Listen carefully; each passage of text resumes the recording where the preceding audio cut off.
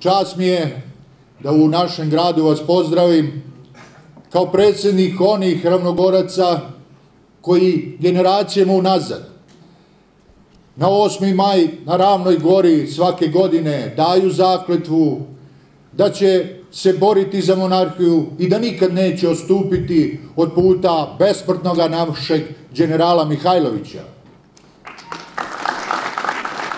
Mi smo doneli odluku i rešili, svesni situacije, svesni trenutka koji je odsudan, da punu podršku damo koaliciji Patriotski blok za obnovu Kraljevine Srbije, Dveri POKS, a među prvima našem počasnom članu, gospodinu Milošu Parandiloviću,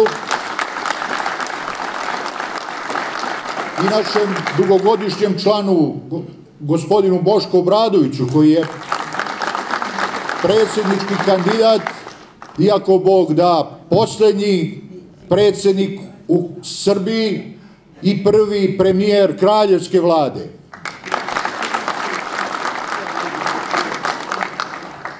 Ovi ljudi su spremni da to urade i onoj skupštini, ne samo ovdje u Kragujevačkoj, već i onoj u Beogradu, da najave i ovim pozdravom i ovom pesmom, da najave posljednje zasedanje republičke vlade i prvo zasedanje monarhističke vlade.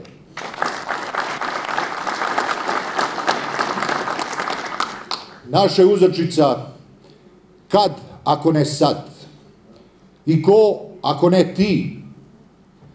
Ti koji u genima nosiš i krv naših svetih Nemanjića, i cara Lazara, i Karađorđa, ti koji si direktan potomak slavnih Solunaca i Ravnogoraca, ti koji si se borio za ovu Srbiju, ti koji je voliš i imaš za koga da glasaš, izađi, glasaj za ovu koaliciju, neka nam svane, jer Srbija i dalje u tami. Neka nam svane i tvoj glas, neka bude vesnik neke nove Srbije, koja će se zvati Kraljevina Srbija.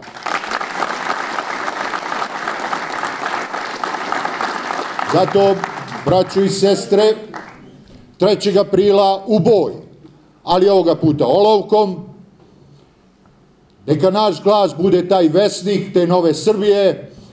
Živeo kralj! Živela Srbija!